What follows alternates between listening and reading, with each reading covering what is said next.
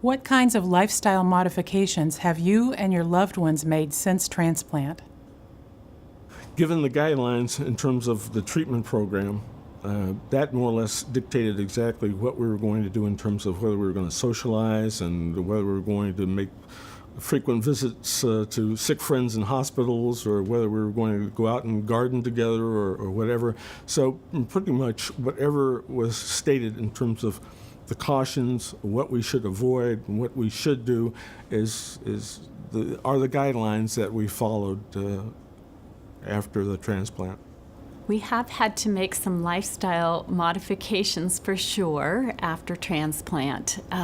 We didn't realize that he would be struggling as much with blood sugars, and so he's very sensitive to his diet, all the carbohydrates, so we've done a lot of research on that.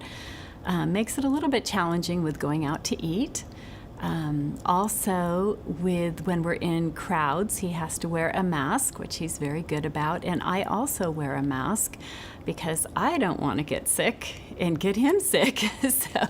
Well, we haven't, since my husband's transplant's only been 7.5 weeks, we have not made we've made many modifications to our lifestyle the way it was prior to transplant.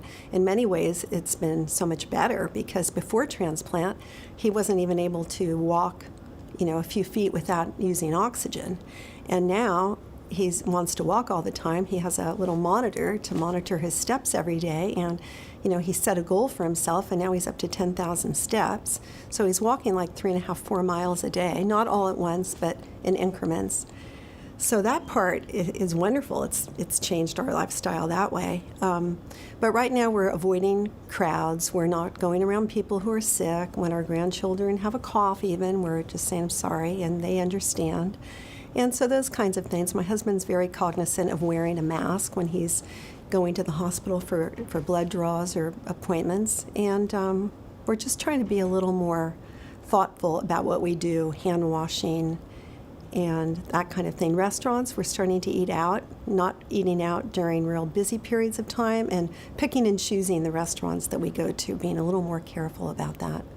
Since Thomas had transplant, we have been able to travel.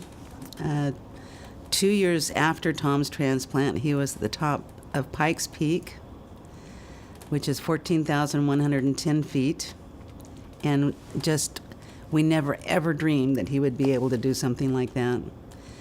We have figured out what's important in life. Our family and our friends are very important. We have had to make some lifestyle adjustments because we have a ranch. We have horses. Tom has to be careful.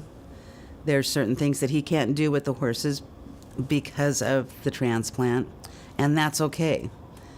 Things that Tom can't do, I'll do, and we still have the benefit of the lifestyle that he just absolutely loves. But yet he is comfortable knowing that he's taking care of the lungs that he was blessed to receive.